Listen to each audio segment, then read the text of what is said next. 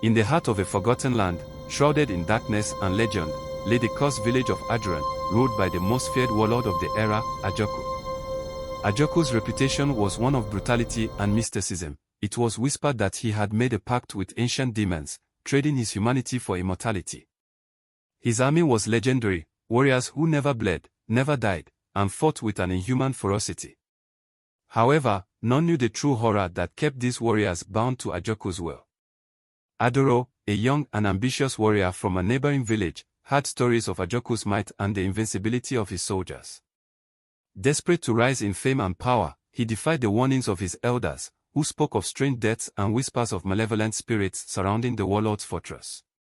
Determined to join Ajoku's ranks, Adoro believed he could survive whatever trials awaited him. Power blinded him to the terror that awaited.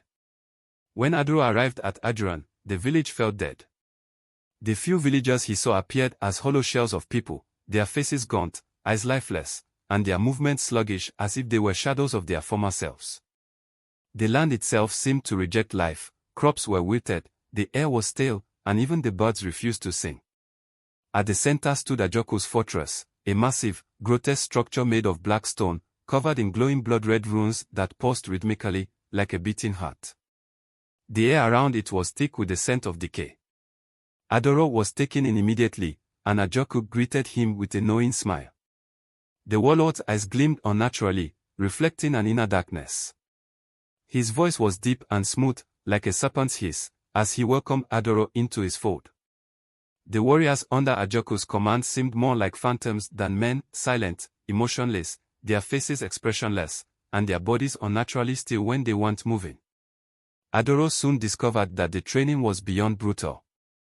It wasn't just physical strength that Ajoku demanded but absolute obedience to his will. The trials were designed to break not only the body but the mind. Each night, after training, the recruits were required to kneel before a massive, blood-red bloodstone, set deep within the fortress. The stone pulsed with an eerie glow, and every time Adoro knelt before it, he felt as though something was watching him, something far older and darker than he could comprehend.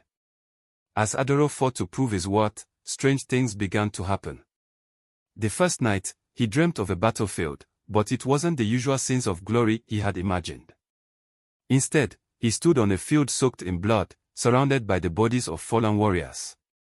Shadowy figures hovered over the dead, their hollow eyes fixed on him.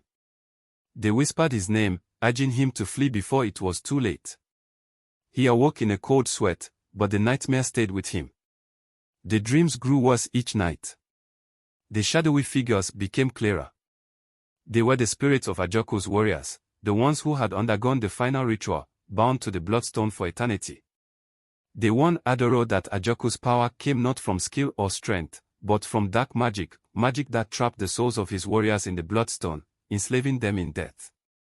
The blood spilled on the battlefield was not just the price of victory, but the fuel that sustained Ajoku's curse. Soon, the lines between dreams and reality began.